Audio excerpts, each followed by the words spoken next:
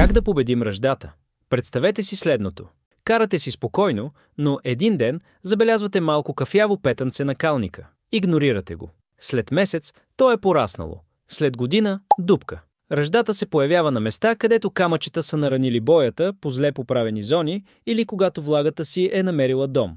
Първата ви задача е да стигнете до здравия метал. Вземете едра шкурка и свалете ръждясалия слой, докато стигнете чистата повърхност. Нанесете преобразовател на ръжда, този магически разтвор ще неутрализира останалите частици и ще подготви повърхността за следващата стъпка. Линк в профила. Време е да върнете гладкия вид на повредената зона. Смесете кит с съответния втвърдител и нанесете равномерно. Оставете го да изсъхне и после изшкурете, докато повърхността стане гладка и равна с околната боя.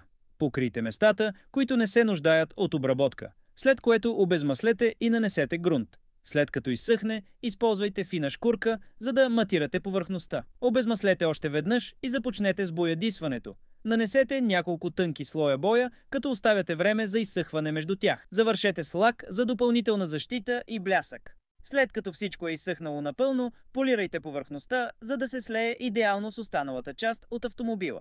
За най-добрата грижа на твоят автомобил, линк в профила. Напиши в коментарите за какво искаш да е следващото видео. За още полезни съвети удари един лайк, сподели с приятел и се абонирай.